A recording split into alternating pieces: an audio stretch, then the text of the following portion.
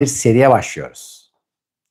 Bu serimiz 9'da 9 ve her ay sizlerle birlikte soru cevaplar yapacağız ve soru cevaplarımızın da genel bir konusu olacak. Bu ay Ocak ayı içerisinde yapacağımız soru cevabımızın konusu sağlığımız. Sağlıkla ilgili şimdi Instagram'dan arkadaşlarımız sizlere ve YouTube'dan gruplar açtılar. Ve burada zannediyorum birçoğunuz şimdi bir sürü sorular yazdınız. Ve bu soruları şimdi Instagram sorularımız ve YouTube'dan gelen sorularımız şöyle. Böyle bir sürü güzel. Çok şahsi konuları arkadaşlarımız ayıtladılar. Genelde her birimize hizmet edecek şekliyle sizlere bazı arkadaşlarımız 3-5 sorular yapmış. Bunların içinde de sadece bir tane. Evet. Güzel. Sadece bir tane, yani her bir kişiye bir tane olacak. Daha sonradan da sizlere buradan katıl buton üyelerinden de böyle seçimler yaparak onların da sorularını cevaplama niyetindeyim. Ve arkadaşlarım şimdi tabii bugün bu programa özel geldiler. Hazırlıklar yaptılar. Sağ olsunlar. Ve şimdi ilk YouTube'la başlayalım. Şöyle buradan bir tane seçelim. Evet. Tabii herhalde isimleri söylememiz de evet. Mehmet Yıldırım. Erkekte yüksek tansiyon ve şeker hastalığı nasıl okuyup şifalanır demiş. Şimdi hiperglisemi de yazmış. Evet. Şimdi sevgili dostlar. Öncelikle tabii ki sağlık açısından konuya baktığımızda şunu göreceğiz. Şimdi ne kadar karışık ve karmaşık zannediyorsunuz değil mi? Yani işte birisinin adı işte bak pankreas organı, bir tanesinin adı kalp damar sistemi, bir tane aslında böyle değil. Bir taraftan her birinin bir birliği var. O birliğe ulaşabilmek sağlığımız. Fakat burayı anlayabilmek için eskilerin deyimiyle biraz tefrikaya, çokluğa gideceğiz. Fakat o çokluklardan adım adım çalışmalarımıza, derslerimde şunu göreceksiniz. Aslında o kadar basit, sizler de anlayıp okuyabileceksiniz ki ve adının ne olduğu önemli değil. Her türlü bir hastalığın çok basit öncelikli bir sistemi var. Bu hangi elementin hastalığı? Şimdi direktman önce bir 5'e indirdik. Peki bu 5'e inmiş olan şey soğuk mu, sıcak mı? Eril mi ve dişil mi? Hop 2'ye indirdik. Ve buradan da yola çıktığımızda 1'e inecek ve tam da önceki sebebi anlayıp sebebini gördüğünüzde, fark ettiğinizde öncelikle işin yarıdan çoğu iyileşecek. Sebebini önce anlamak. Sebebini anladık. Ondan sonra adım adım bunlarla ilgili bir sürü diyelim ki yol ve yöntem var. Örneğin bitkiler var. Örneğin müzik var. Örneğin işte diyelim ki kimyasal yollar, yöntemler var. Modern tıbbın yol ve yöntemleri var. Tamamlayıcı tıbbın yol ve yöntemleri var. Fonksiyonel tıbbın yol ve yöntemleri var. Geleneksel tıbbın yol ve yöntemleri var. Hani bizim Anadolu'nun erenlerin yol ve yöntemleri var. Bunların aslında hepsi de farklı gibi görünse de aynı şeye hizmet ediyorlar. Çünkü bedeninizde bozulmuş olan bir ritmin, bir enstrümanın tekrardan akord edilmesi.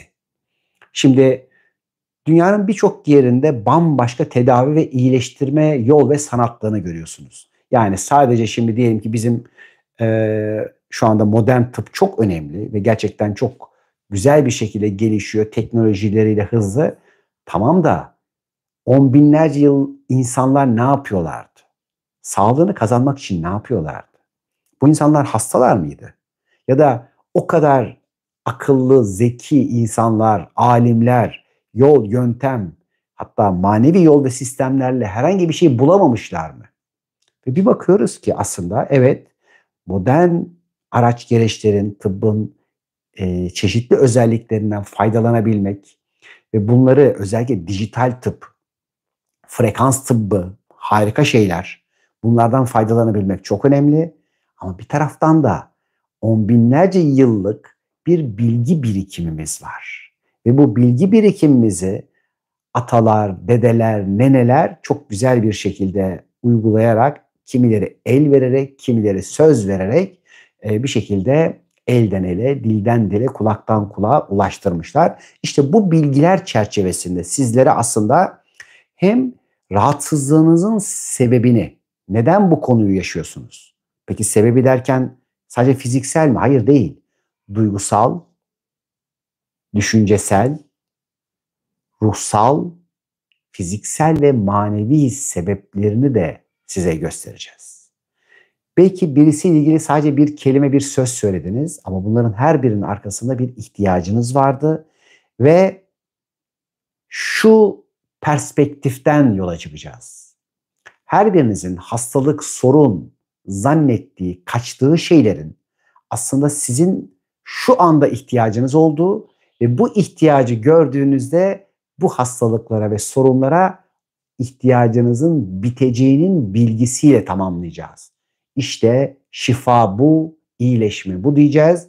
Ve biliyorsunuz şimdi 2025 şifa yılı dedik. Her birimiz hangi alanda rahatsızlıklarımız ve sorunlarımız varsa bu yıl iyileştirebilmek üzere çok güzel kapılar açılıyor. Onun için fırsatı değerlendirip hangi alanda, ilişkiler alanında mı bir sorun var, bedeninde, fiziğinde mi bir sorun var, ruhsal gelişim alanında mı ya da algılama, düşünme, hissediş alanında mı, hangi alanda ya da ekonomi, para, sosyal alanlarda, ailenle ilgili konularda mı bir şifalanmak istiyorsun? İşte 2025 yılı bize bu kapıları açacak.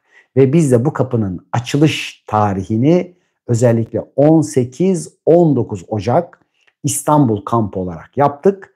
Ve orada kadersel kodlarımızı okuyarak hayatımızı nasıl iyileştireceğimizle ilgili 2 gün boyunca bir taraftan fark edişler, bir taraftan bilgi alışverişleri ve tabii ki mutlaka eğleneceğiz, sohbet edeceğiz. Yaptığımız şeyler bize keyif vermeli. İniş çıkışlar olabilir. Hani bazen evet kucağımıza böyle bir demir leblebi de verilebilir. Diğer taraftan da incelerek, inceye ve yüklerimizden, kabalıklarımızdan özgürleşerek iyileşebilmenin yol ve dönemine gireceğiz. Şimdi dün arkadaşlarımız tabii bir kahvaltı programı yapmışlardı, yayınladılar. Sağ olun, 1 saat içinde organizasyonun bütün biletleri satılmış, dolmuş. Her birinize teşekkür ediyorum bu ilginizden dolayı. Kampımıza da zaten son biletler inşallah hak edenler vaktiyle doğru bir şekilde orada olur, buluşur ve harika tat ve lezzetleri keyif dolu alır ve hayatında bugüne kadar yaşadığım en güzel tat ve lezzetler diyeceği bir buluşmanın içinde olur. Tabii ki bundan sonrası daha da güzel olsun diyeceğiz. Şimdi dostumuz Mehmet Bey'in sorularının başında öncelikle yüksek tansiyon geliyor. Bugün yüksek tansiyon aslında tabii erkekte kadında diye burada direkt önce bir ayrıma gerek yok. Ama şöyle diyelim. Şimdi bizim dolaşım sistemimiz kanımızı, besinlerimizi hücrelerimize taşıyor. Şimdi taşıyabilmek için akabilmeye ve sıvı olmasına ihtiyaç var. Fakat bu sıvı içinde ne taşıyor? Değil mi? Hemen kan deyip çıkıyoruz. Acaba bu ne taşıyor? Şimdi öncelikle işte hani kırmızı kan hücreleri var, beyazlar var, işte kan pulcukları, yok içinde erimiş halde o hemoglobinlere tutunmuş olan bir sürü işte oksijenlerimiz, havanın içinden yine alınan bir sürü enerjiler, çi enerjisi vesaire kanımızın içinde kalbimizin pompalanmasıyla birlikte hücrelerimize sıvı olabildiği için bunları taşıyor.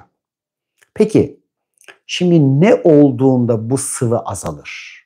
Şimdi vücudun su ihtiyacı fazla olduğunda yani beynin, hayati organlarımızın kanın içinden sıvıyı çekebilir. Çünkü beyin bu işin organizatörü.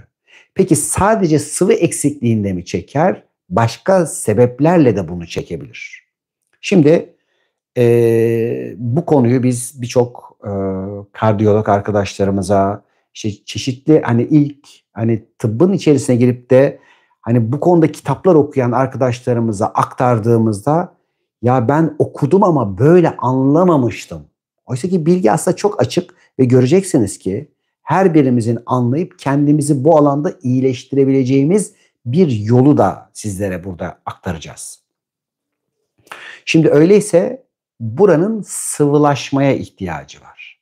Tamam da şimdi yüksek tansiyon yani kan basınç yükselmesiyle ilgili birçok kişi hekimine gittiğinde tansiyon ilaçları alıyor ve tansiyon ilaçlarının özellikle hani yan etkilerinin başında dehidrasyon yani fazla su atımı geliyor.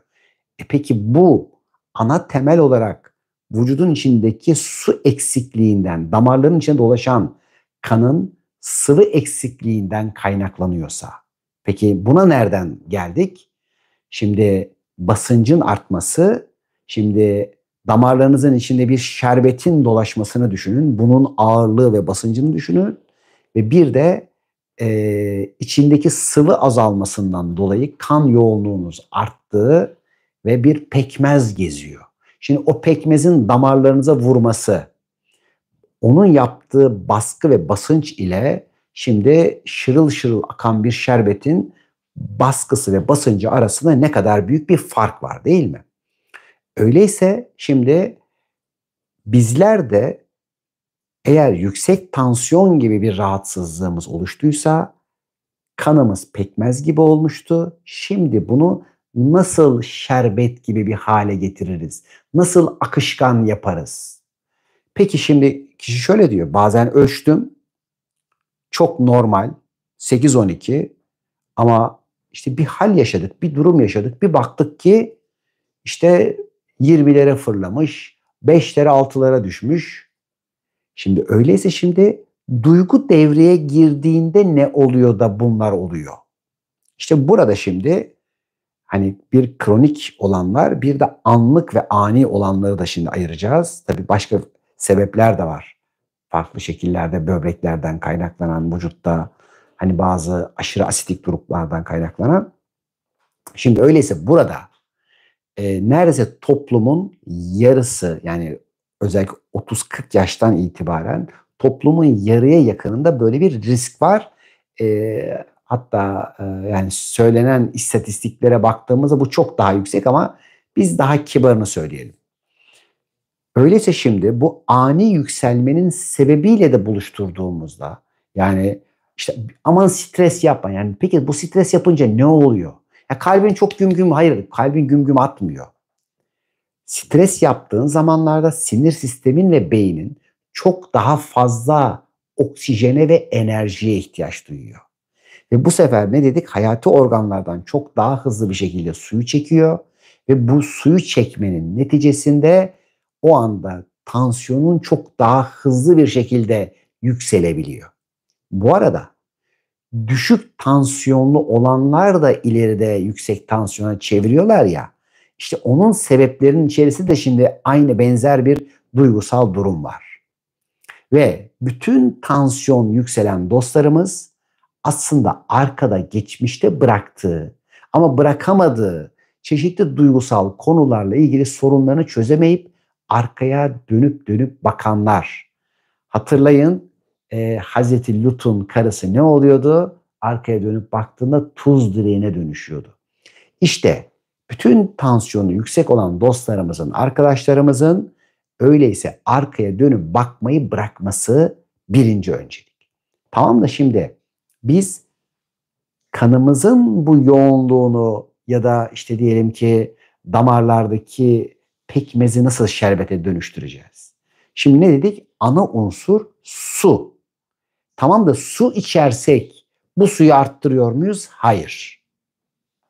Canım Madem öyle sabah kalkalım 5 litre 10 litre su içelim. Damarlarımızdaki bu su artar mı?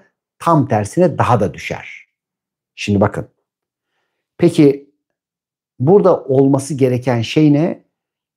Bir serum sıvısına ihtiyacımız var. Yani mineralli bir suya ihtiyacımız var. Bu sebepten acile gidildiğinde yüksek tansiyon hastalarına hani 0.9'luk biliyorsunuz bir sodyum klorür verilir. Şimdi öyleyse biz bunu kendimiz evde hazırlayıp direktman içerek yapabilir miyiz? Yani serum sıvısını evde hazırlamak kolay mı? Kolay. Peki nasıl hazırlarız? Birincisi serumların içerisinde kullanılan tuz özel bir tuzdur. O zaman biz bulamaz mıyız?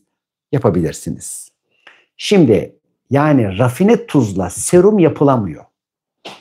Çünkü o anda sizin acil olarak iyileşebilmeniz lazım. Eğer rafine tuzla bu yapılırsa Allah korusun sizi öldürebilir. Peki öyleyse nasıl yapmamız lazım? Şimdi gelin serum için nasıl bir tuza izin ve ruhsat veriliyor ona bakalım. Bakın doğru soruyu sorduğumuzda önce adım adım şimdi biz ne yapacağız? Kan sıvısı yapmak üzere yoldayız. Yani kanımızı şerbet gibi yapabilmek ve sıvısını arttırabilmek için neler yapabiliriz diye birlikte zoom yapıyoruz.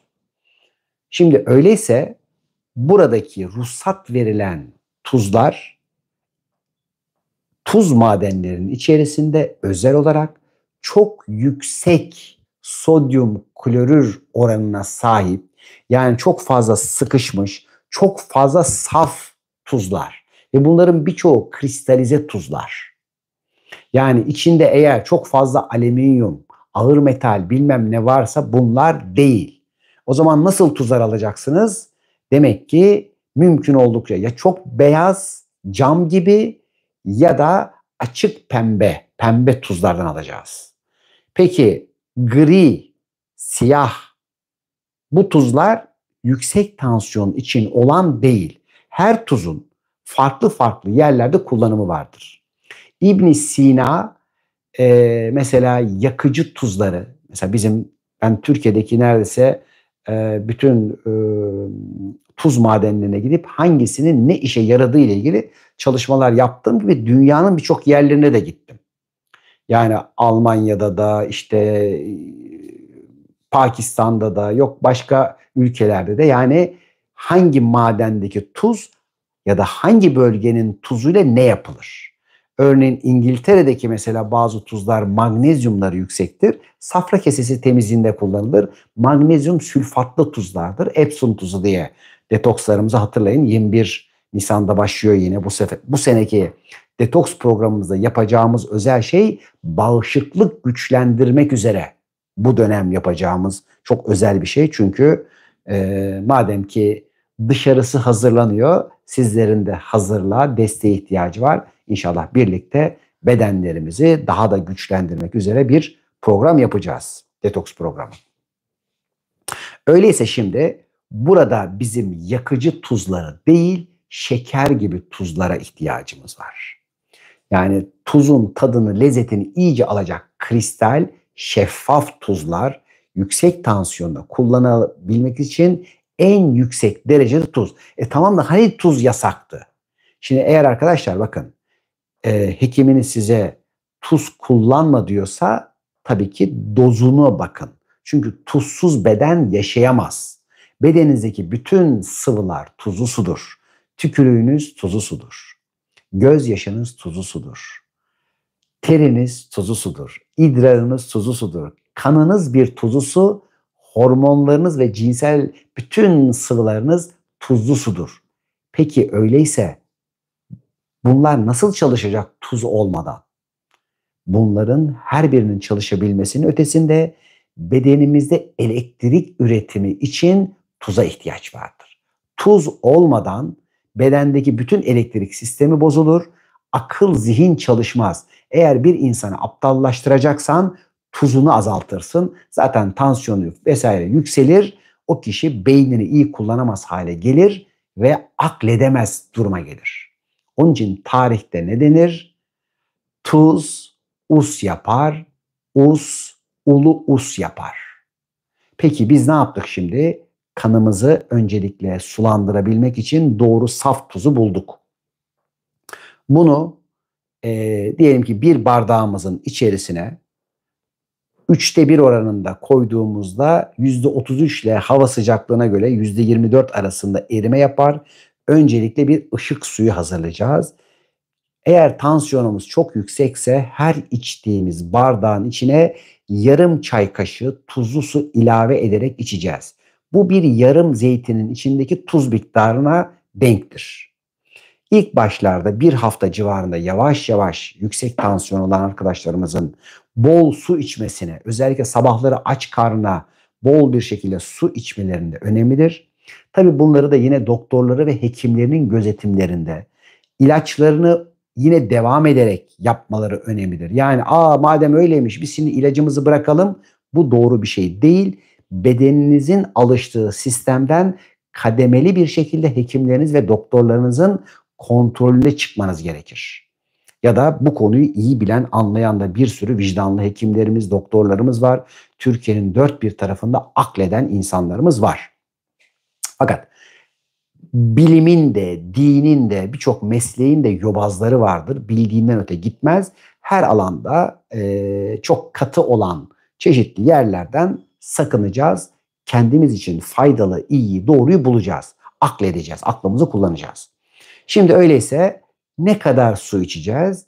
0,40 çarpı kilomuz kadar günde su içeceğiz ve adım adım bir bakacağız ki şimdi en fiziki ortam olarak biz tansiyonumuz normalleşmeye başlıyor. Mümkün oldukça asidik gıdalardan uzak duracağız. İşte beslenmemizde işte bize iyi gelen gıda intoleranslarımıza bakacağız. Özellikle mesela bizi kabız yapacak şeylerden, bağırsaklarımızı kilitleyecek, düzensizleştirecek, burada probiyotiklerimize ve mikrofloramıza zarar verecek her türlü gıdadan sakınacağız ve kendimize iyi gelenlere yöneleceğiz. Şimdi bir insanda eğer kabızlık varsa aynı sebep. Yani kabızlığın sebebi de yine beynimizin çok fazla yoğun bir şekilde suyu çekmesinden dolayı bağırsaklarınıza su bırakmamasıdır. Bütün kabız olan arkadaşlarımız yüksek tansiyona meyillidirler. Yani bırakamıyorlardır, bırakamadıkları için de suyu içeriye alamıyorlardır. Yeteri kadar su içmeyenlerdir. Fakat su içmek dediğimiz zaman mutlaka suyun içerisine mineral ya da bir ışık suyu koymak icap eder ki vücudumuz neyle besleniyor ya da bedenimiz neyle besleniyor diye bir videomuz vardı. Bu konuyu da isteyenler daha ayrıntılı bir şekilde bunu görebilirler. Tamam da şimdi biz bunu fiziksel yaptık. Mehmet Bey iyileşir mi? Hayır, iyileşmez. Hangi ilaçı alırsa alsın, hangi yol ve yöntemleri yaparsa yapsın, Mehmet Bey dışarıda bu işleri yaparak kendini iyileştiremez. Ya su içmeyi unutur, ya aşırı tuzlu içer, ya bir şekilde kendine zarar yine verecek bir duygu halinin içine girer. Öyleyse Mehmet Yıldırım Bey'in aynı zamanda duygularıyla da ilgili yapması gereken bir şey var. Nedir o? Bir geçmiş temizliğine ihtiyacı var. Bakalım geçmişten neler getirdi? Geçmişte hangi kapıyı kapatamıyor? Hangi yerlerde damarlarına bu kadar baskı yapmak zorunda hissediyor? Hangi yollarda kendini sıkışmış ya da bir baskılanmış hissediyor? Şimdi bu sefer duygu, düşünce temizliği ve bedeni birlikte ele aldığımızda Mehmet Bey bir bakacak ki hepsi iyileşmiş. Şimdi çok yoğun spor yaptığım bir dönemden sporu bırakıp hani böyle rahat böyle şeye geçtiğim bir dönemde böyle bir miktar kilo almış ve tansiyonum yükselmeye başlamış. Kabızlık bilmem ne bedenimde de böyle bir sürü şeyler olmuştu. 28 yaş civarı. Ve hani detoksu bilsem ne olacak? Zaten o zaman da detoks ilgili yöntemleri biliyorum. Doğru malzemeyi bulamıyorum. Daha doğrusu bir malzemenin doğrusu ya da eğrisi olduğunu bilmiyorum. Fakat diyelim ki o zamanki hocalarımız vesaire bize gelmiş, anlatmış, şöyle yapacaksın, böyle yapacaksın. Tamam da sirke sirke değil, tuz tuz değil. İşte gidiyorsun su su değil. Herhangi bir vitamini bilmem, minerali doğal bir şekilde alacaksın. Bunları bilmiyorum. Yani yaptığımda da bedene yeteri kadar fayda veremiyordum. Ve o zaman çok az su içiyordum bakın. Hayattan az alabiliyor ve yeteri kadar almayı bilmeyen bir Ünal vardı. Fakat su içebilmek için şimdi eğer bir kaynak suyun yanındaysanız herhangi bir şekilde onun içine tuz, e, bir mineral koymanıza ihtiyaç yok. O canlı su zaten sizi harika bir şekilde besleyecek. Tatlarıyla, lezzetleriyle güzel bir şekilde sizi ne yapacak? Doyuracak. Ama eğer şehirdeyseniz, arıtmalar kullanıyorsanız, şişe ya da cam bilmem ne bekleme suları kullanıyorsanız mutlaka burada önlemimizi alacağız ve bu alanı iyileştireceğiz. Şimdi aslında Mehmet Bey'in diğer sorduğu soru da çok önemli. Fakat diğer arkadaşlara da bir zaman olsun. Belki başka bir yerde çıkar şeker hipoglisemi ile hiperglisemi ile ilgili durum. Mehmet Bey, şimdi bir de Instagram'dan soru soralım. Evet. Haydi hayırlısı bakalım. Evet. Alemin en ne? Alemin eksi oğlu. Alemin eksi oğlu. Evet. Boyun fıtığının duygusal sebebi nedir? Nasıl iyileşir demiş. Şimdi sevgili dostlar. Boyun bölgemiz bizim 5. çakradır. Ve bir şekilde şimdi 5. çakradaki kendini iyileştirme, şifalama ile ilgili, ifadelerle ilgili birçok konuyu buradan görebilsek de boyun fıtıklarına geldiğimiz zaman burada ekstradan bir de omurlarımız ve omurlarımızın kenarlarındaki diskler devreye girer. Bir kişi eğer inatçılık yapıyor ve otoriteye çok fazla direnip hani böyle boyun diretiyorsa, itirazları ve ifadeleri içinde çok fazla ama ve fakat kullanıyorsa, bakın kendinizi buradan bakın. Çok fazla ama fakat diye kelimelere başlıyorsanız şunu yaptığınız için hayat size bunu yaptırmak üzere baskı yapar. Ve bu baskılar zaman içerisinde işte o omurlarınızın kenarlarındaki disklerin yanlara kaymalarına ve kemiklerin bu sefer oradaki amortisörler kenarlara kaydığı için kemikler birbirlerine sürtünerek zaman içinde kireçlenmeler, ağrılar, sinir sıkışmaları gibi birçok şeylere sebep olabilir.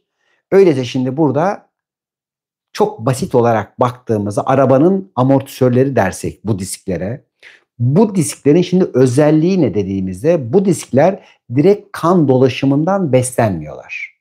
Nasıl besleniyorlar?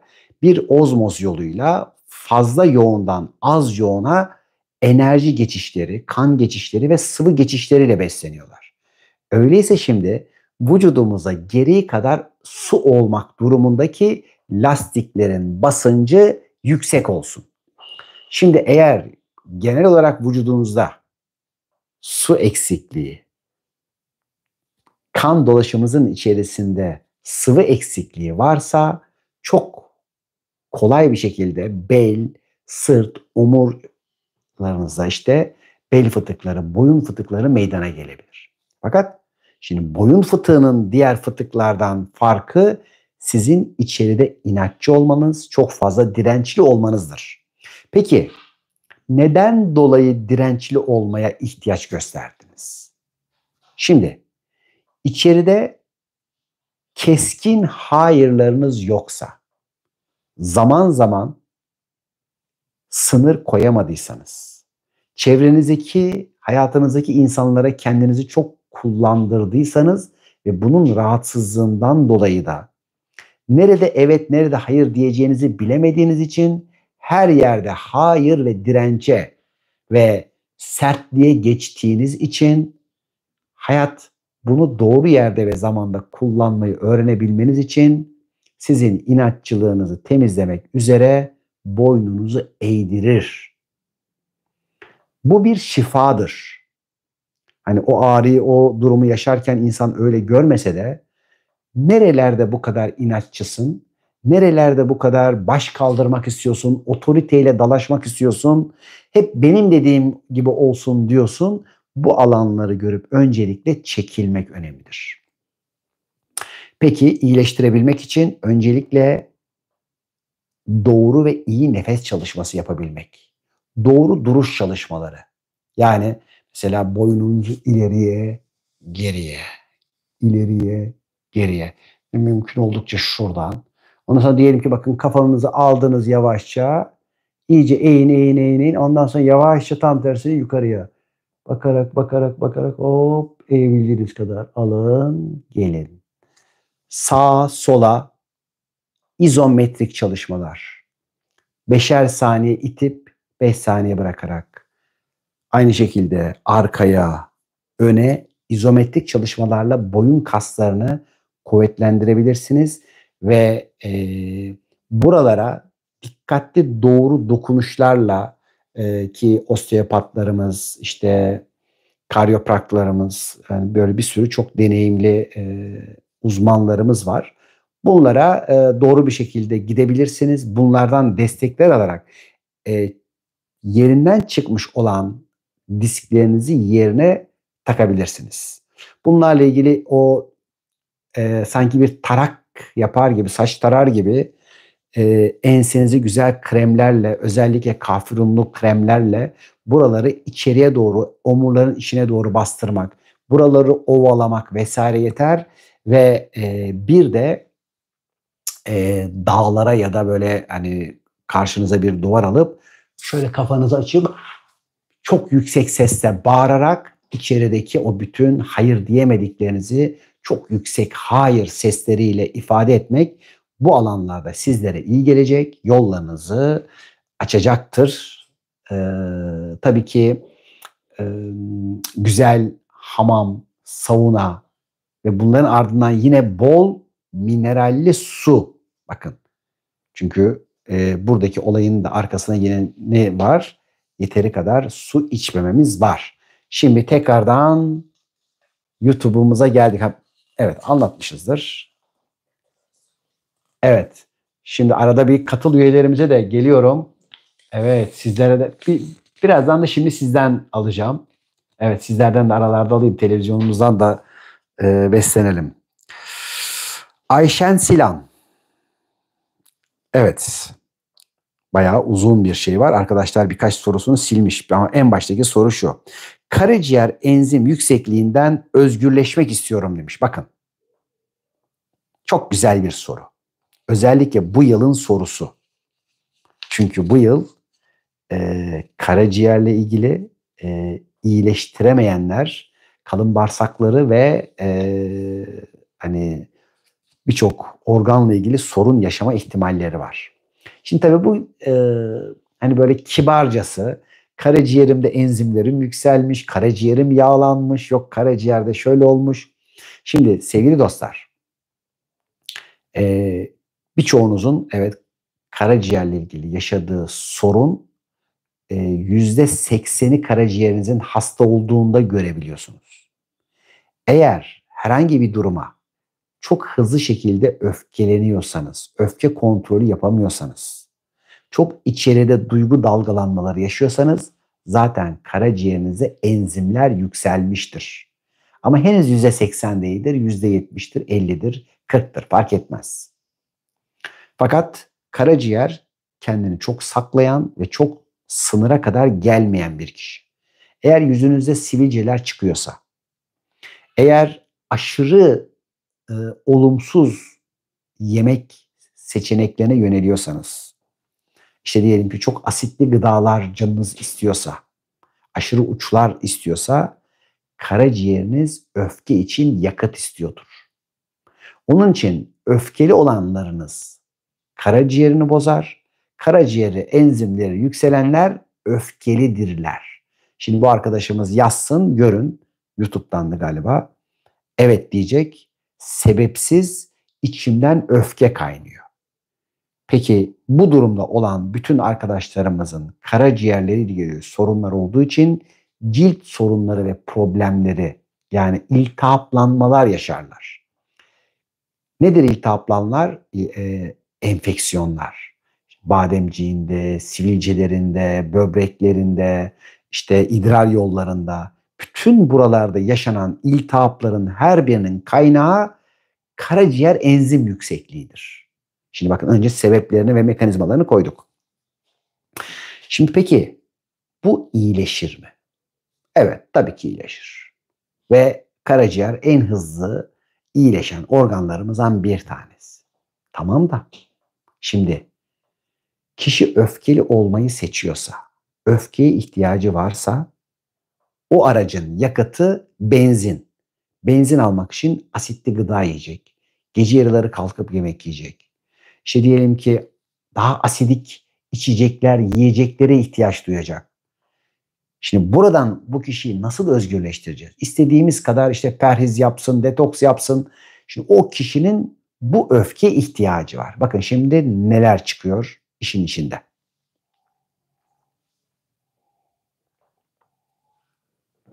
Şimdi bizim bedenimiz akıllıdır.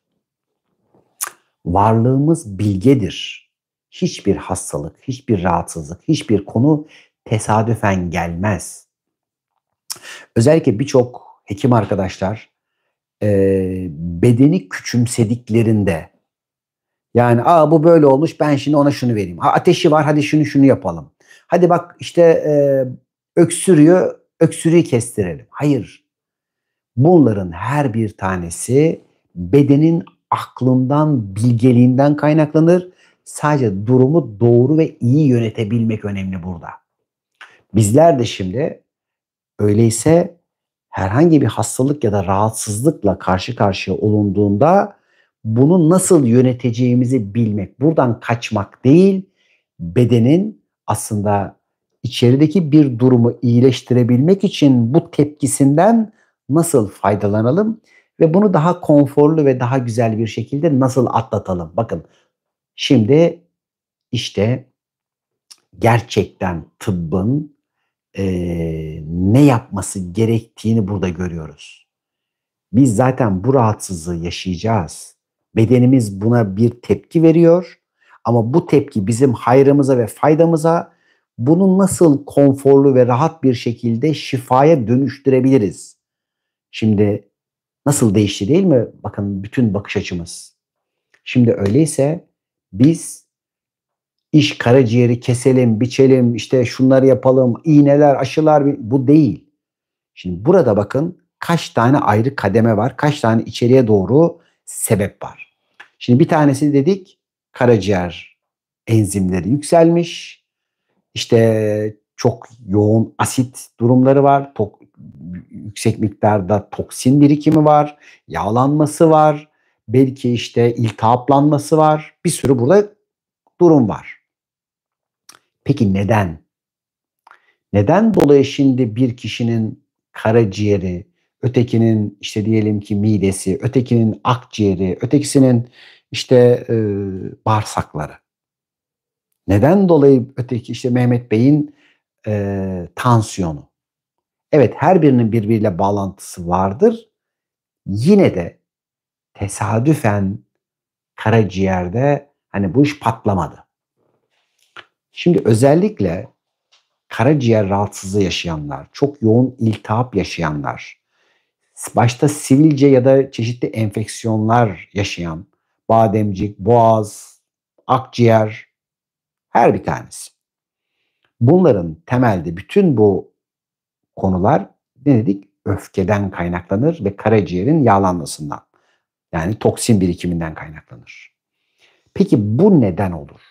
Yani bedenimiz bu kadar akıllı ve bilge ise niye böyle bir hastalığı, bir rahatsızlığı kabul eder? Değil mi? Yani gerçekten mükemmel bir yapıda, yani bütün bilgisayarlardan, bütün aklımıza gelen hani robotik sistemlerden hani kat be kat Akıllı bir sisteminiz, bir bedeniniz var. Peki neden hastalanıyor? Neden böyle bir şeye ihtiyaç duyuyor? Değil mi? Doğru soruyu sorduğumuzda. Bu sefer burada şunu görürüz. Evet, bu kişinin öfkeye ihtiyacı var ve öfkeye ihtiyaç duyduğu için karaciğerine toksin birikimi, yağlanma ve bol iltihap yapmasına ihtiyacı var. Neden? Çünkü hayat içerisinde gereği kadar hareket etmeyenleriniz, bir ağaç elementi olan karaciğerin harekete geçebilmesi için öfkelendirilmeye, öfke duygusunu yaşamaya ve bu öfkeyle hareket etmeye ihtiyaç duyar. Şimdi başka bir alana geldik. Yani hastalık ve rahatsızlıklarımızın bize fayda ve şifası sadece bedenimiz için değil, aynı zamanda duygu, düşünce ve varlığımız, ruhumuz için de geçerli. Öyleyse bedenimizi bir bütün olarak ele aldığımızda, bütün olarak baktığımızda şunu görürüz. Burada kötü zannettiğim şey başka bir yerde işime yarıyor. Peki öyleyse ihtiyacım olan şey nedir? Bütünsel şifadır. Yani gidip de madem ki karaciğerde bu var, şu ilacı alalım, burayı engelleyelim, bunu bloke edelim, karaciğerdeki yağlanma dursun değil, bu konuya bütünsel olarak bakıp duygusu ne, düşüncesi ne, buradaki fiziksel etkenler ne, beslenme durumu ne ve ruhsal ihtiyacımız ne? İşte bu perspektifte baktığımızda bu sefer diyeceğiz ki biz şimdi hadi gelin karaciğerimizi çok kolay ve güzel bir şekilde iyileştirelim. Ne yapacağız? Öncelikle hangi alanda kendimizi hareketsiz bıraktık? O alanlarda hareket edeceğiz. Ağaç elementimizi yani yakıp da ateşe, aleve döndüren enerjiyi doğru yerde kullanacağız. Doğru beslenme, sakinleşme, sakinleşebilmek için bu sefer meditasyonlar, hayatın özellikle anlamını anlayamayıp anlamlandıramadığımız alanlarda farkındalığımızı ve şuurumuzu açma çalışmaları, işte bunların her birisi kendini bilme çalışmaları değil mi? Kendimizi tanıma, hatırlama çalışmaları ve bir bakacağız ki biz karaciğer enzim yüksekliğini dert ve hastalık zannederken birçok alanda harekete geçmişiz, sakinleştirmişiz kendimizi. Harika bir şekilde keyif ve lezzet aldığımız bir hayatımız var ve bu sefer daha doğru beslenmek üzere içimizden dürtüler geliyor. Onu ye bunu yeme diyor. Yani ya da git bir bak bakalım acaba hani sana iyi gelen şeyler ne? Doğru doktorları, hekimleri bulalım. Kim hangi alanda bize hani güzel ışık tutacaksa ki ülkemizin dört bir tarafında bir sürü hani bu konuda çalışan arkadaşlar, fonksiyonel tıp uzmanları, biyorezonans yapan, işte NLS cihazları, CGO cihazlarıyla, işte Bicom vesaire bir sürü şeyler ve Bionix cihazı tek başına neredeyse frekans makinesi olarak bir şifahane gibi çalışıyor. Bunların birçoğundan destekler alabiliriz ve birçok yine tamamlayıcı tıp ve modern tıp konusunda güzel yayınlar yapan hekimler, uzmanlar bunlardan destek alınabilir. Biz sadece bilgi aktarıyoruz. Biliyorsunuz bizim 2020'den itibaren bütün bireysel seanslarımızı biz kapattık. Sadece sizlere işte böyle alanlardan bilgi vermek, yolunuza ışık tutmak üzere fayda rehberliği yapıyoruz. Ve dünyanın dört bir tarafında da 10 binlerin üzerinde 15-16 bin civarında da fayda rehberi yetiştirerek bu farkındalıkla idrak konusuna gelmeye çalışıyoruz. Çünkü zaten siz fark ettiğinizde ne bana ne başka bir kişiye ihtiyacınız kalmayarak kendiniz için faydalı olanı seçebilecek akletmeye ulaşıyor olacaksınız. Ve tabii ki bunun ses ve nefes çalışması var. Doğru beslenme sistemleri var. Tadı var. Tadı ekşidir mesela. Karaciğere ekşi çok iyi gelir. Rengi yeşildir. Yeşil renk çok iyi gelir. Bu sene yeşil, dişi yeşil yılan yılı. O programı izleyin. Bakın bununla ilgili çok güzel farkındalıklar açacak sizlere. Diyelim ki ilkbaharda yetişen gıdalar, hafif ekşi gıdalar, işte enginarından tutun, Şevketi Bostanı'ndan, işte diyelim ki bütün limonundan, işte bütün bunların oradaki hem ekşi, ekşerik düşünün, sirke düşünün. Bunlarla ilgili yapılacak bir sürü şeyler var. Mesela bu konuda Beyond Smart'ın bir ürünü var. Sirix diye. Sirke, limon, tuzlu su ve bal karışımı. Bunları sabahları mesela kullandığınızda bir 21 gün civarında orada bir %50'ye yakın işi basitleştirerek iyileştirmek mümkün. Yine tabii ki bağırsaklarımızın iyi çalışabilmesi, çünkü oradaki bakterilerimizin artabilmesi önemli.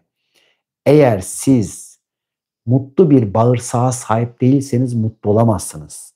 Mutlu bir bağırsağa sahip olabilmek için de mutlu bakterilere sahip olmamız lazım. Onun için seferberlik ilan edip bu konuda bakterilerimizi nasıl arttırabiliriz? Ya olur mu? Bütün millet bunlardan kurtulmaya çalışıyor. Antibiyotikler bunları öldürmeye, yok etmeye çalışıyor. Hayır, değil. Sadece hani evet, yoğurt da kefir de çok iyi, çok kıymetli. Buradaki işte başta Lactobacillus'lar olmak üzere bunların çok güzel faydaları var. Ki kefirin çok daha yüksek.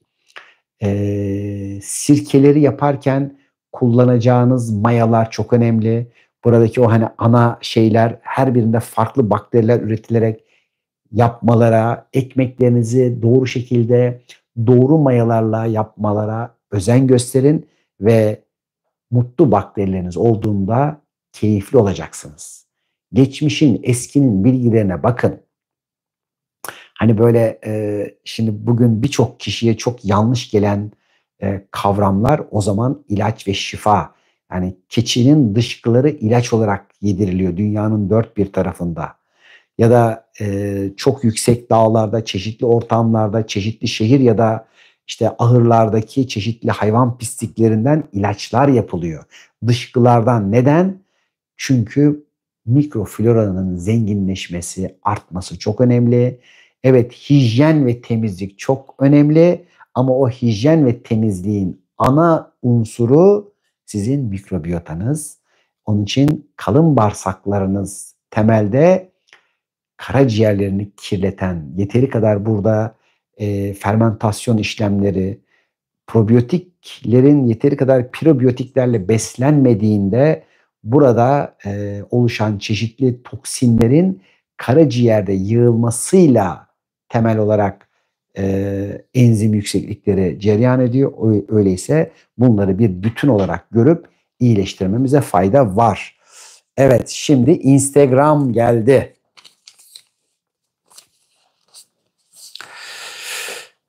Dilek Gedikli. Sağ pelvis yerleşimli böbrek varmış. Şimdi sevgili dostlar, böbreklerimiz bizim su elementi ve pelvisimizde bizim köklerimizle alakalı. Şimdi sağ olduğu için özellikle baba, eril ve gelecek korkularına bakarız.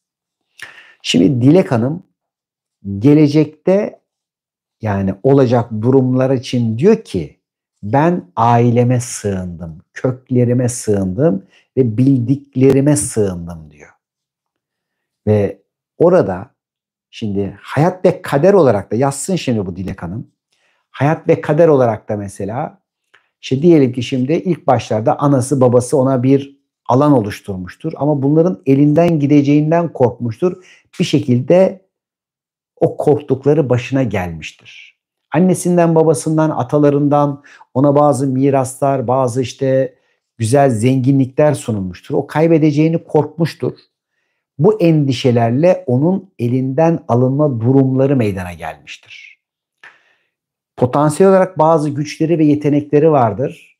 Bunları kaybetmekten korkmuştur ve bunları kullanamayacağı çeşitli durumlar meydana getirmiştir kader olarak. Dilek Hanım yazın bunları şimdi bize. Bakalım yani burada bir matematik yapıyoruz. Matematiğin içinde Bağlantıları siz kurun. Şimdi öyleyse burada Dilek Hanım'ın güvenmeye ihtiyacı var. Onun için adı Dilek. Dile biz yaparız diyor Dilek. Yani sen eğer hayata gerçekten olacağının eminliğiyle, güvenle ifade ettiğinde sana ihtiyaçların verilir. Ve burayı anladığın an itibariyle böbreklerin kendi yatağında daha konforlu ve daha sağlıklı olacak. Evet, bu Instagram'da galiba. Şimdi kaç olmuşuz? Bitirmişiz. Hadi bakalım. Tabii birazcık 49 dakikamız olmuş. Hadi hayırlısı. Diş köklerindeki kist oluşumları. Dişlerdeki çürüme, iltihaplanma neden olur demiş. Teşekkür etmiş Sümeyye. Evet, güzel bir soru. Şimdi sevgili Sümeyye, bizim özellikle dişlerimizin çürümeleri, buradaki kalsifikasyon bozuklukları, buradaki çürümeye meyillerimiz, bunların yine temel noktası böbrekler, su sistemi, hormonlarımız ve kararlarımızdır. Peki şimdi nerede karar vermekte zorlanıyor Sümeyye? Nerede faydalıyla faydasızı ayırt etmekte karar verme zorluğu yaşıyordur? Bakın. Nerede belirsizlik ve sislerin içinde bir dönemi içeride yaşıyordur? Hani astrologlar buna Neptün etkisi diyor. Yani böyle hafiften bir hayatımızın içinde, o dumanların içinde gezmek gibi. İşte bu arkadaşların dişleri çok çürür. Şimdi ben de herhalde kaç yaşındaydım? Böyle lise son falan gibi. O zaman işte milli takımdayım, üniversite falan hazırlanıyorum. Hani bir tarafım şey diyor çünkü bir yıl diyorum. Hani böyle dinleneceksin, gezeceksin. Kaç sene şey yaptın, lise okudun, kendine tatil ver diyorum. Bir de milli takım şeyiyle hani birçok okula o zaman ücretsiz, şeysiz girebiliyoruz. Milli sporculara tanınan haklar var. Ondan sonra ben de işte bir yıl ara verip dinlenip gezme kararı verdim. Fakat tabii aile falan çevre hani böyle niye bu şeyi yapıyorsun diyor. Ben de böyle bir hayata gerçekten öyle bir perspektiften bakma dinlencesi yapmıştım. Fakat bir taraftan da hani o ailenin hadi ne yapıyorsun, ne ediyorsun o karar zamanlarında bazı dişlerimde çürükler oluştu. Hani kendimce kararlıyım ama işte orada ama aileden de etkileniyorsun. Çünkü o anda ailenin eline bakıyorsun. Şimdi bu gibi durumlarda çocuklarımız, gençlerimiz karar verememe zaman ve durumlarında desteklenmeye ihtiyaç duyarlar. Yani o kararların yanındayız.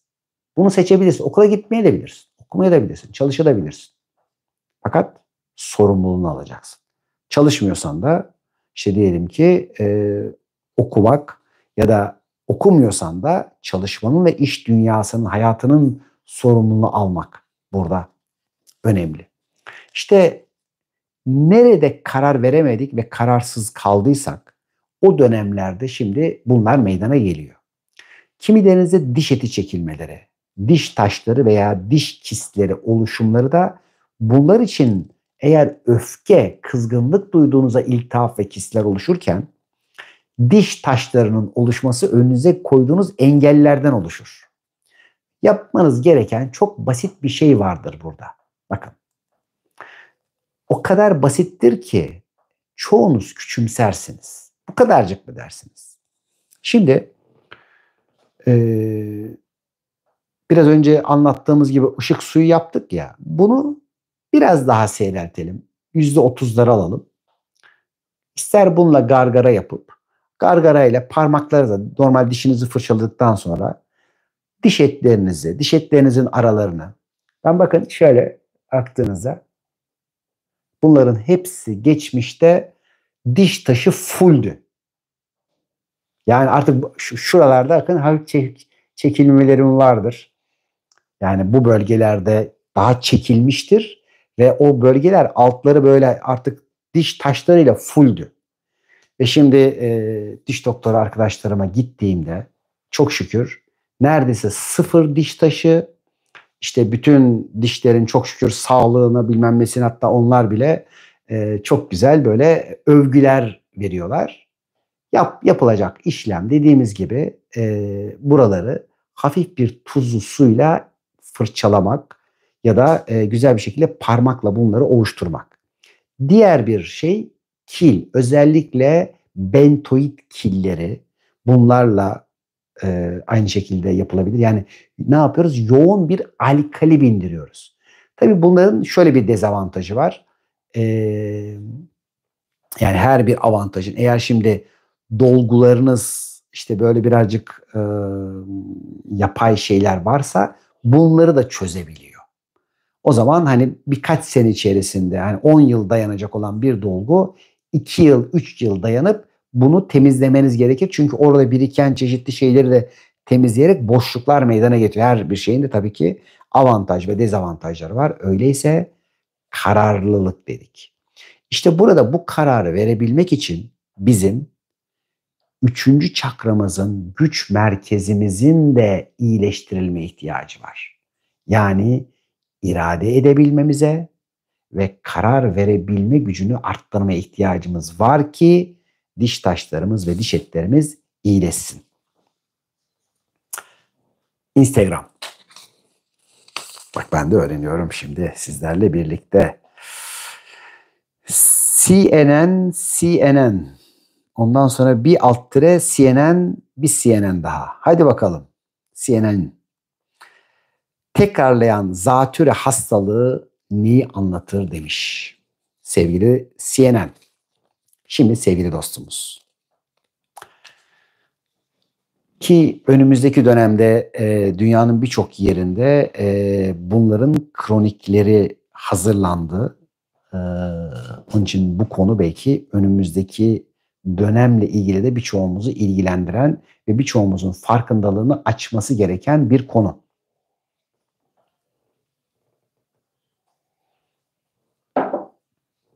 Şimdi diyelim ki evde anne babanın, karı kocanın bir huzursuzluğu var. Bu huzursuzluğun içerisinde ya da bir iş yerinin içerisinde, huzursuzluğun içinde kişi nefes az almaya başlar. Hayatı içine emememeye ve alamamaya başlar ve bu surette oksijenin temizleyip, yani orada diyelim ki dışarıdan herhangi bir bakteriyi, bir virüsü vesaire aldığında daha ağız ve yutak kısmında temizlemen gereken bir şeyi temizleyemeyip bunları akciğere doğru yönlendirirsin. Ve burada akciğerlerin içerisinde hava keselerimiz, alveol dediklerimiz, buraların eğer içlerine girdiyse biz bu sefer aile içi tartışmaların çok yüksek olduğunu ve kişinin bu sefer oradaki bakterileri, mikroorganizmaları atabilmek üzere bir hareket başlar. Ve bu öksürmelerle atmaya çalışır ama aslında orada öksürmek değil, gördüğünüz, seyrettiğiniz kargaşa ve kavganın karşısında siz sessiz kalıyorsunuzdur. Ve haykırmak, bağırmak ve kendinizi ifade etme ihtiyacındasınızdır. İşte bu sefer öksürür kişi, gürültü yapar.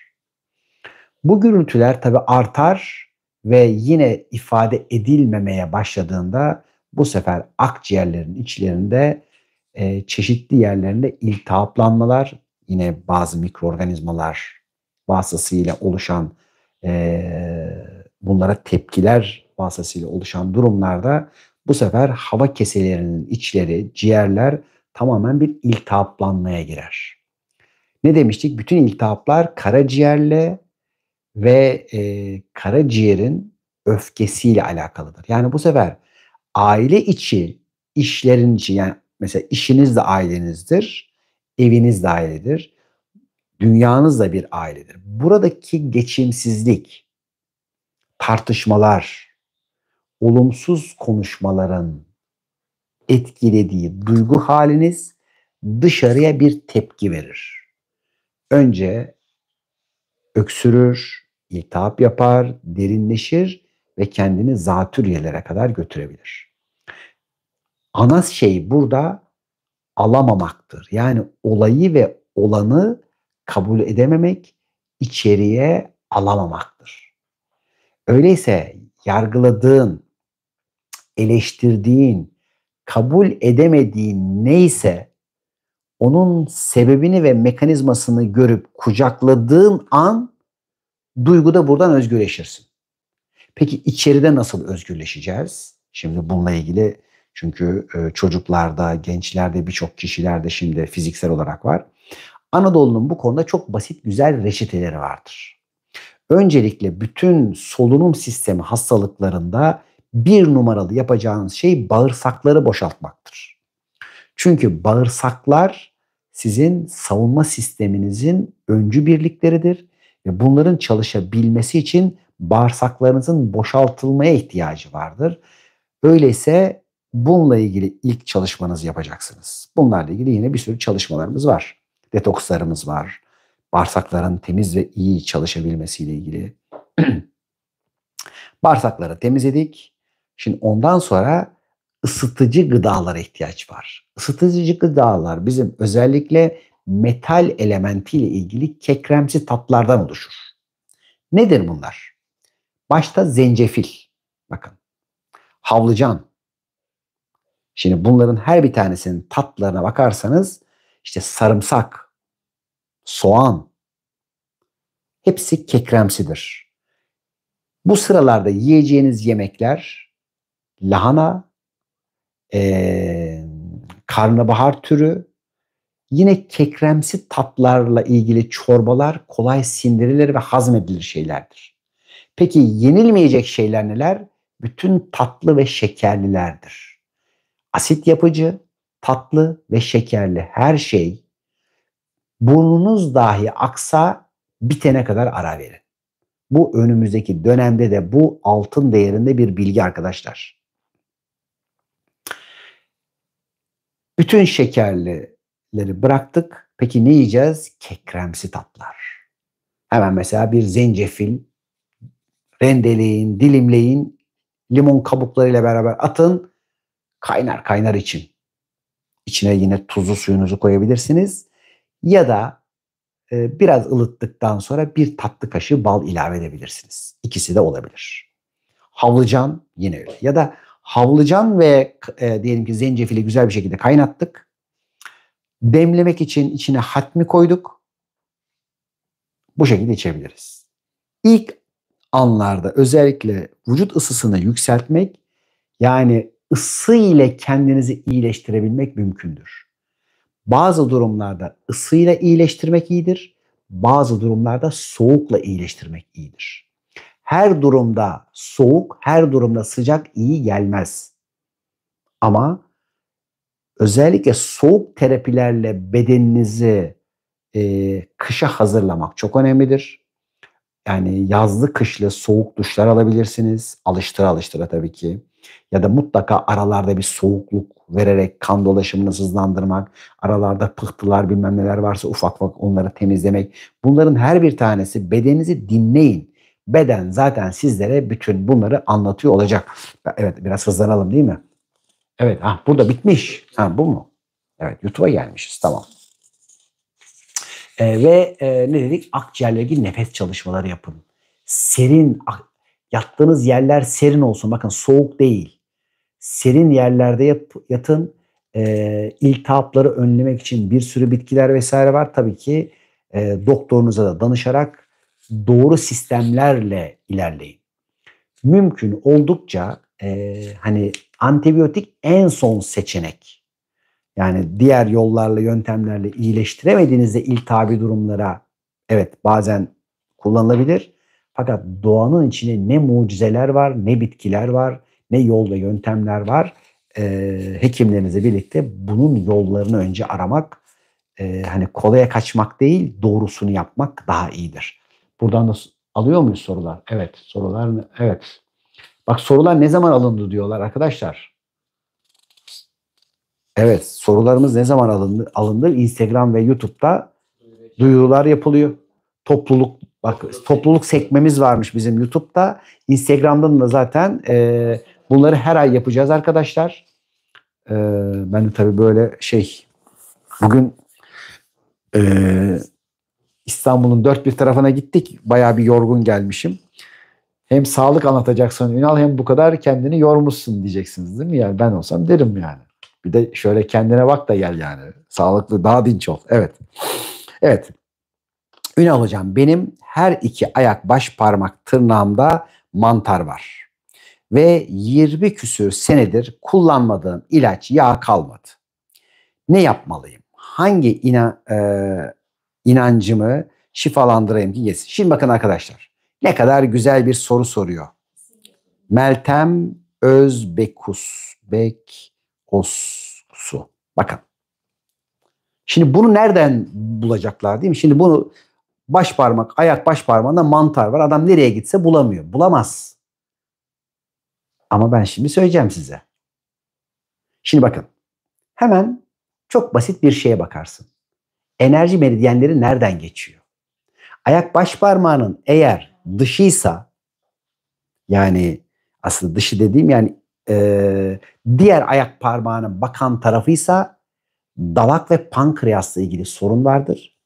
Eğer içerisi ise karaciğerle ilgili sorun vardır. Şimdi bak hop ikiye indirdik. Aslında ikiye indirmedik. Yani arkadaş zaten şu anda gördü.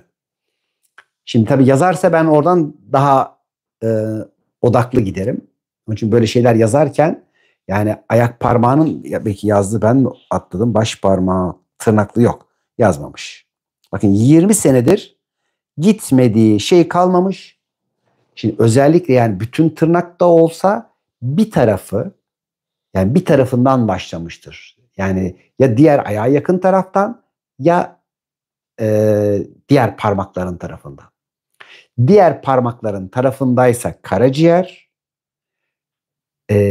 sol ayağın tarafındaysa toprak elementi yani dalak ve pankreasla ilgilidir. Şimdi dalak ve pankreasla ilgili ise şeker hastalığı ile ilgili durum, şeker intoleransı başlamıştır kişinin. Aşırı duygusal ve aşırı sulu gözlü olmuştur. Bakın şimdi. Eğer içerideyse diğer parmaklara yakınsa bu sefer karaciğer enzimleri yükselmiş, karaciğer yağlanmış, aşırı öfkeli olmuştur. Hayda. Şimdi yani bunu anlatırken bir müneccim olarak değil, bir matematiği anlatıyoruz. İşte bakın geleneksel tıp bu kadar basit görüp alıyor. Tık tık tık. Peki şimdi biz bu arkadaşı tanımıyoruz. Meltem Hanım'ı. Hiç görmeden bu kadar bir bilgiyi verebilir miyiz? Evet. Çünkü matematik dedik. Şimdi biraz daha içeriye gidelim.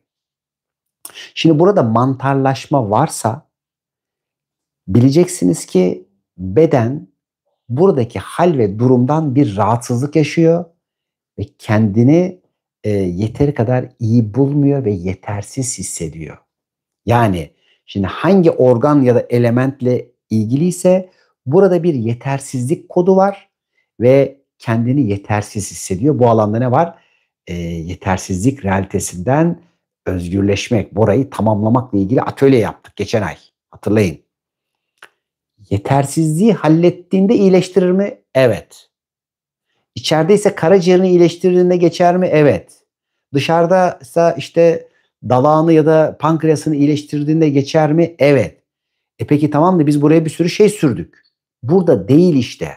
Yani buraya gidip de dışarıda siz istediğiniz kadar şunu yapın, bunu yapın. Bununla iyileştirememenizin sebebi bunların kaynağının içeriden enerji meridyenleri, bedendeki çakralarınız, işte bütün bu enerji sistemlerinizin orada bağı var. Sadece bedeninizde kan dolaşımı yok ki. Sadece diyelim ki lenf dolaşımı yok ki. Bu görünen fizikilerin dışında çok daha ince enerji dolaşımları da var. Ki bunlar da bugün tespit ediliyor. Bunlar da işte çeşitli yol ve sistemlerle ispatlanıyor. Evet, bunlar da var. İşte bunları da göz ardı etmeyi bıraktığımızda biz bu sefer iç organı, iç duyguyu, farkındalığı iyileştirerek ayak mantarından özgürleşebiliriz sevgili Meltem. Evet, bir tane kalmış. Evet, Instagram. Burası bitti mi? Bir tane daha varmış, tamam. Hadi bakalım. Biriktirgül. Doğru mu? Biriktirgül. Peki hadi bakalım. Deniz akıntısı ve bu sebeple uyuyamamanın sebebi nedir demiş. Şimdi sevgili Biriktirgül. Gül biriktir herhalde, öyle demiş. Peki şöyle sevgili dostlar. Deniz akıntılarının sebebi öncelikle duyguda ruhunuzun, varlığınızın içeriden hüzünlenmesi ve içten içeriye ağlamasıdır. Yani dışarıya dahi göz akıtamadığınızda içten içeriye ağlarsınız. Peki neden? Öncelikle biriktir diyor ya, bırakamamak vardır. Yani burada bağırsakların temizlenmesi çok önemlidir. Birinci önceliğimiz bağırsak florasıdır Gül. Eğer biz bağırsaklarımızı doğru şekilde temizlediğimizde bağırsak sıvılarımızın kalitesi, yoğunluğu iyileştikçe bu sefer şöyle bir şey olur. Oradaki sıvı akışı normalleştiğinde genzinizin akmasına olan ihtiyaç biter. Şimdi özellikle sabahları ya da herhangi bir şekilde dışkınızı atamadığınızda atabilmek üzere bağırsaklarınıza bol miktarda sıvı salgılama emri gider. Ama oralardaki doluluklar, tıkanıklıklar ve çeşitli şekillerde oradaki mikrobiyotanın bozulmasından dolayı bu emir ortak metal element olduğu için genziniz, burnunuz, dolaşımınız, solunum sisteminiz bu sefer burada bir akıntıya yol açar. Bakın, bağırsakların tıkanması burnunuzu tıkar. Solunum sistemini onun için iyileştirmek için bağırsaklarımızı iyileştiririz. Ve tabii ki en önemlisi de kendimizi ağlatan, içten içeri üzen konu neyse fark edip burayı iyileştiririz. Şimdi geldik. Hediye diyor ki Ünal Hocam, altın değerinde bilgiler veriyorsunuz. Bir sorun, hem sağlık hem de evet, çok şükür. Teşekkür ederiz Hediye.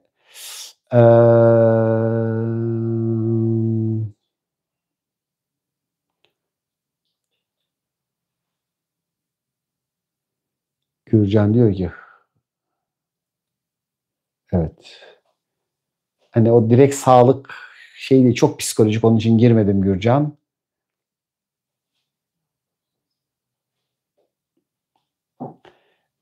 Bağırsaklarımız için Beyond Smart hangi ürün? Şimdi bağırsakların tabii öncelikle oradaki bakterilerin artabilmesi önemli. Bakterilerin, faydalı bakterilerin artabilmesinde de Sirx Pro, probiyotik yani diye bir şey var. Bunu 7 gün kullandığınızda dahi orada bir artış sağlayacaksınız, bir iyileşme sağlayacaksınız.